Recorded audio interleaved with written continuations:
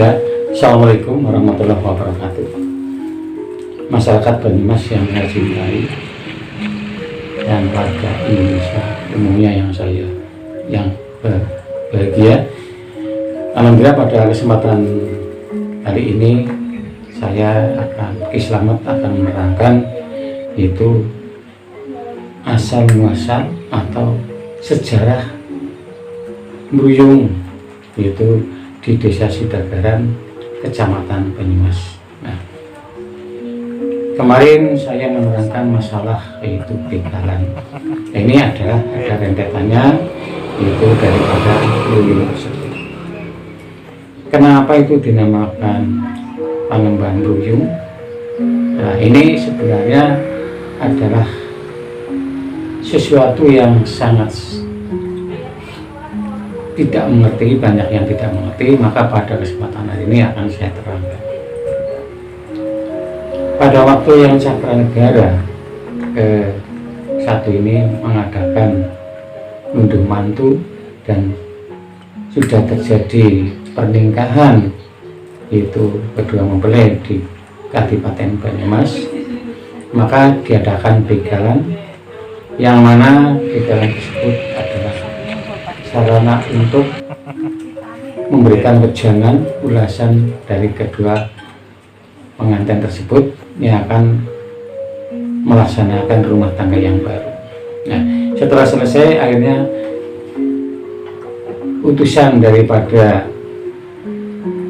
Wirasaba yang di Pamenggarat tersebut dan yang Anggayuda dari Kabupaten Banyumas diutus oleh yang Cakranegara untuk melestarikan yaitu begalan tersebut. Makanya kedua utusan tersebut mendirikan sanggar. Ya, sanggar yang mana tadinya untuk transit, yaitu perjalanannya dari Wirasaba dan Banyumas tersebut di Pungkuran Kabupaten Banyumas tersebut. Makanya kenapa di situ diadakan sanggar, dibuatkan sanggar, tidak lain adalah supaya masyarakat itu tuh mengetahui, makanya atau kalau bahasa kuna itu marwih, ya. Nah, setelah marwih ternyata mendapatkan dukungan atau mendapatkan sangkuyung atau disengkuyung oleh Adipati Cakranegara dan masyarakat ini tersebut untuk didirikan sanggar. Nah, itu sanggar untuk membuat tradisi yaitu begalan tersebut. Nah, makanya dinamakan Grumbul Waruyung. Sebenarnya bukan Mruyung tapi Waruyung. Waruhake kepada masyarakat semua agar masyarakat tahu makna daripada begalan dan nanti bisa diturunkan kepada anak cucunya. Makanya begalan tersebut diwaruhake atau diperlihatkan kepada masyarakat, tidak hanya pihak dari kadipaten saja. Nah, setelah diwaruhake akhirnya disengkuyung oleh masyarakat itu dan pejabat-pejabat dari Kabupaten Banyumas dan Kabupaten Banjarnegara. Maka tempat itu dinamakan Waruyung. Nah, karena lidah orang Jawa, lidah Banyumas, supaya enak menyebutkan dinamakan Grumbul Waruyung atau Mruyung ini. Nah, di situ yang Dipa Menggala dan Anggayuda mengadakan pembelajaran yaitu masalah begalan, sampai akhirnya dibantu oleh yang namanya Eyang Raksonyoto.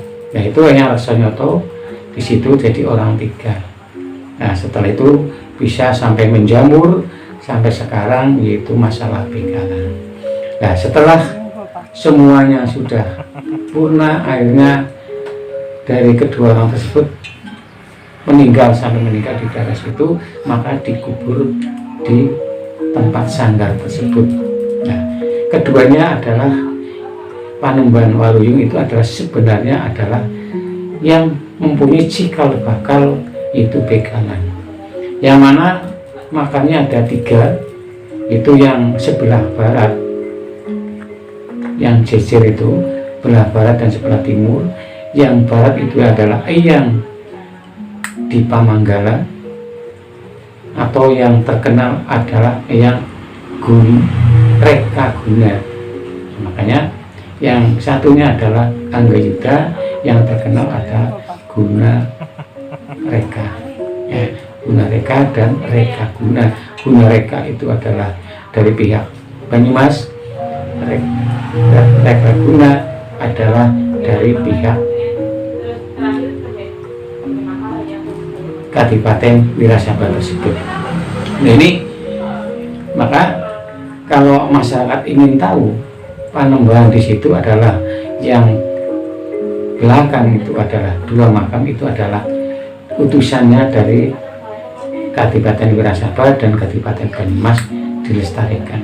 Nah, yang di depan ada makam satu lagi, itu yang Raksonyoto. Itu yang rekso daripada Panembahan tersebut atau juru kunci pertama di situ, dan yang ikut melestarikan daripada begalan tersebut itu atas dasar daripada mandat Kanjeng Adipati Cakranegara kedua dan kedua belah pihak, yaitu Eyang Resaguna dan Gunareksa tersebut. Nah, makanya sampai sekarang begalan, orang yang menarikan begalan itu menyebutkan Eyang Gunareksa dan Eyang Reksa. Itu adalah dua-duanya adalah sesepuh daripada Kadipaten Banyumas dan Kadipaten Wirasaba. Jadi monggo silakan masyarakat Banyumas kalau ingin tahu itu adalah sekilas cerita dari Grumbul Mruyung atau Grumbul Waruyung, yang artinya waruh ake, yaitu tradisi begalan akhirnya mendapat sengkuyung itu oleh masyarakat sekitarnya dan pembesar-pembesar daripada Kadipaten Wirasaba dan Kadipaten Banyumas. Sekian, wabillahi taufiq wal hidayah. Assalamualaikum warahmatullahi wabarakatuh.